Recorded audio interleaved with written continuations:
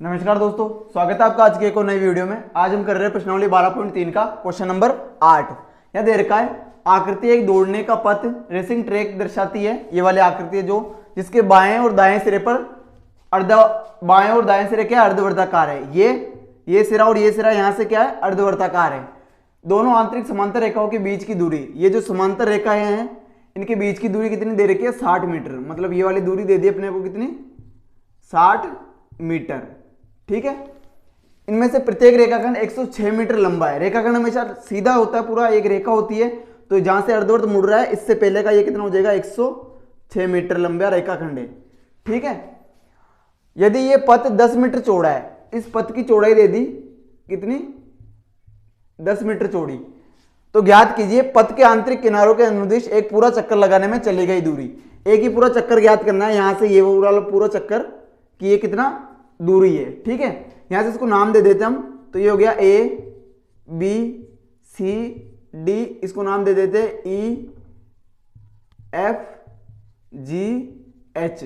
ठीक है, अब देखो और इसको नाम दे दो यहां से आई जे। ठीक है, अब देखो ये वाली दूरी ज्ञात करनी है सबसे पहले अपने को, तो ये क्या ए बी, यहां से उसने कह रखा है कि ये क्या है अर्धवर्त है, तो इस अर्धवर्त की त्रिज्या कितनी हो जाएगी, इस अर्धवर्त की त्रिज्या हो जाएगी, देखो ये पूरी कितनी है 60 है, तो यहां से लेके यहां तक ये क्या हो जाएगी, एक तरह से ये वृत्त है, अगर अर्धवर्त है तो ये क्या हो गई इसकी त्रिज्या, मतलब ये अगर पूरी 60 है तो इसकी त्रिज्या कितनी हो गई 30।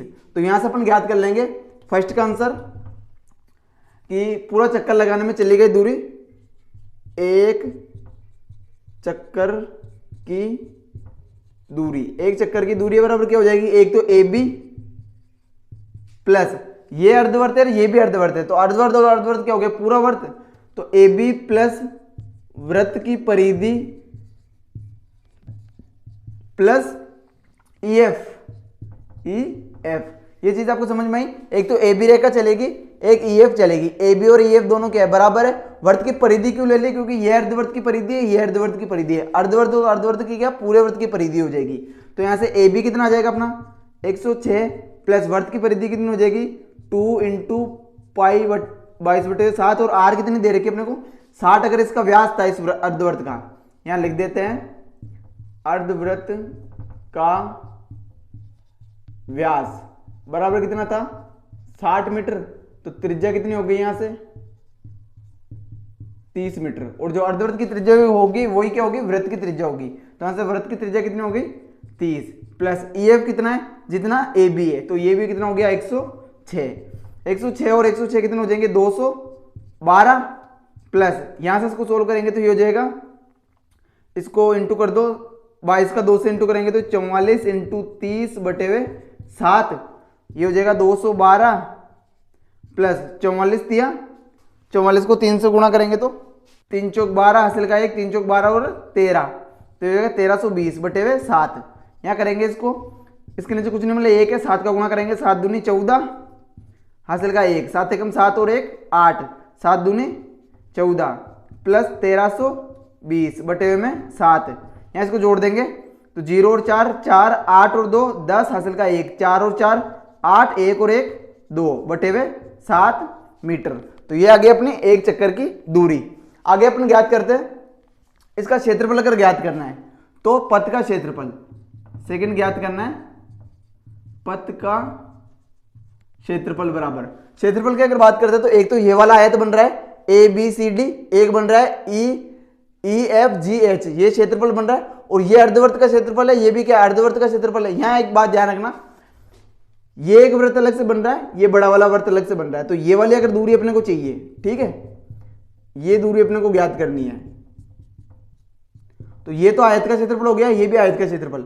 लेकिन इसकी अगर बात करते हैं तो ये अगर इन दोनों को एक वृत्त मानते हैं, जैसे ये वाले अर्धवर्त को इधर वाले अर्धवर्त को जोड़ते तो ये एक वृत्त बन जाएगा, और इधर वाले बाह्य वृत्त को इधर वाले बाह्य वृत्त को जोड़ते तो ये एक अर्धवर्त बन जाएगा, जिसकी त्रिज्या कितनी दे रखी है अपने को 30 मीटर, और 10 इसका ये पथ दे रखा है, तो इसकी अगर बाह्य वृत्त की इसकी चौड़ाई बात करते हैं अगर बाह्य वृत्त की, तो कितना हो जाएगा 30 प्लस 10 कितना हो जाएगा 40 मीटर।